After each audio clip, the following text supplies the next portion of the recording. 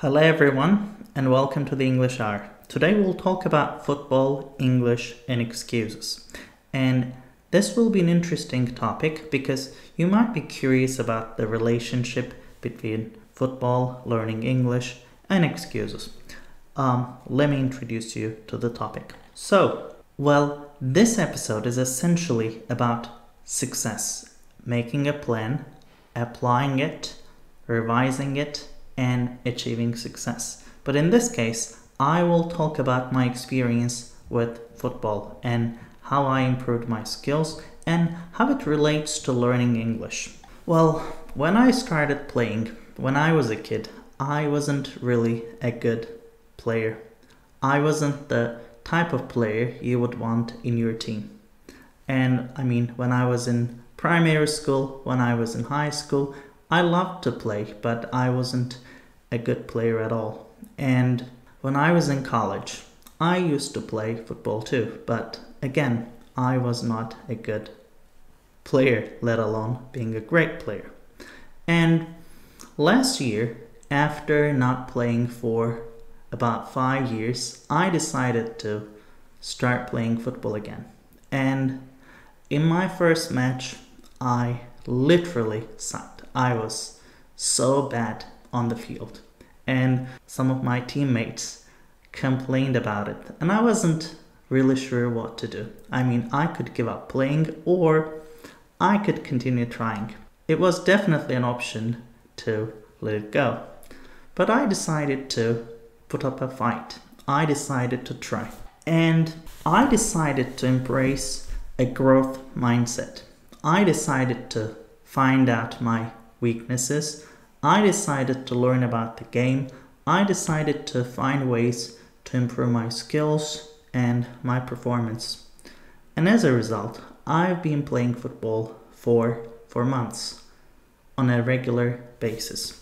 And to improve my performance, I've taken several steps. First of all, I realized that I wasn't really strong on the field. I did not have a good performance because I couldn't run fast and I was running out of breath very easily, which meant I had to start running, I had to start exercising. So I started exercising, I bought a bike, I started riding a bicycle a couple times a week, and then I started watching football videos. I started watching videos about dribbling skills, I started watching videos about scoring skills and so on. And I tried to learn how to master the game. And additionally, I started practicing before the matches on my own with a football, maybe in the garage, in my room, and so on. And finally, I started analyzing my plays, my strengths and weaknesses after each game, and I tried to do a little bit better after each game. And this was a process that has continued for about a year. And right now, I can proudly say that I am in a much better shape. And my scoring and dribbling skills have drastically improved. As I said in the beginning, I easily ran out of breath because I wasn't in a good shape. But now I can run much better. I have better performance, and my shooting skills, my dribbling skills, my mastery of the ball, they have all drastically improved. And that makes me love the game a lot more, because when I first started and when I had very bad performance, I didn't really enjoy the game. Like I was missing the ball. I could not really pass the ball to my teammates. I could not score when I had a good opportunity, and it wasn't enjoyable. But these days, right now, I can really enjoy the game because I have better performance, I have better mastery of the game, and I have much better coordination with my teammates. And that makes me love the game a lot more. So, how does it tie to learning English or any other skill for that matter? Well, this process, this continuous process of revision, sticking to a plan, and monitoring myself has made me a better player. I'm not an exceptional player. I'm not great, but I'm a good player, and that makes me happy. And that shows that you can really improve yourself. You don't have to be great, you don't have to be exceptional, but if you're not good at something, you can definitely get a lot better with performance, with a plan. And I am living proof of that. Of course, we all have excuses. And if you don't have a growth mindset, if you have what is called a deterministic mindset, you can say, well, this is not what I'm born to do, I can't do it, so I'll give it up. But it will not get you anywhere. And as I said, I could stick to excuses and fail. That was an option, but that was not an option I wanted to exercise. And this applies to many things in life. You can either fight for your dreams, your goals, or you can find an excuse. You know which one is more difficult? Of course, it's more difficult to fight for your goals. And it's a lot easier to find an excuse. But in the end, it's a lot more rewarding to fight for your goals and to make progress. You will sweat a lot. You will have a lot of challenges, but I think you derive a great deal of pleasure from achieving your goals or from making progress.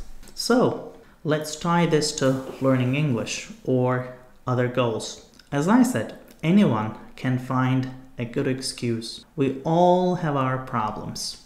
We all have our challenges. But in the end, the world doesn't really care about our challenges. The world, the society, doesn't really care about the problems we've faced, no matter how grave they might be. The world cares about results. And to achieve results, we have to find a way to make our goals a reality. We have to find a way to achieve our dreams. And we have to find a way, and we have to make a plan. So you start by analyzing your current situation. So if your goal is to learn English, you start by analyzing your current situation. You understand where you are. You understand where you want to go. And then you start analyzing your strengths and weaknesses. You make a roadmap. You make a plan. You apply that plan day after day. You monitor your progress. You revise it based on your performance. But you stick to your plan, and as I said, it doesn't happen overnight. I mean, you cannot expect success overnight. But if you stick to your plan, if you show up each and every day, eventually you will move forward and you'll make progress. And the pleasure that comes from achieving your goal is remarkable. It's, I think, one of the best feelings that people can have, because when you look back at your hard work and when you look back at the results that you've achieved and the performance you've achieved, it forms an unforgettable memory. And I think that's one of the beauties of life. So instead of trying to find excuses, let's all try to find a way to reach our goals. I mean, for me personally, improving my football skills was really a challenge, but in the end, it's a challenge that I've really enjoyed. Of course, if I stop practicing, my skills will get worse. And if I continue practicing, I'm hoping that my skills will get better. I mean, it's very simple. It's just like math. If you put in the effort each and every day, if you do what it takes to succeed, you will move forward. You'll make progress. Some people might be more skilled. Some people might be more suited to a certain job or to a certain field.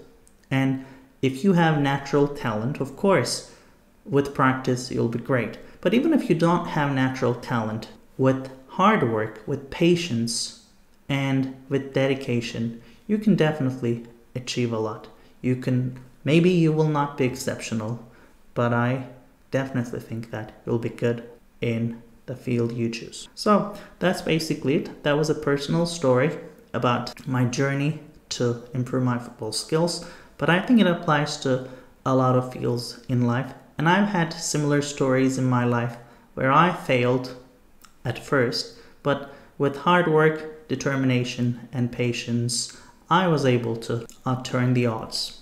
And if I can do it as a human being in a field that I'm not very good at, I think you can do it too. So good luck and all the best.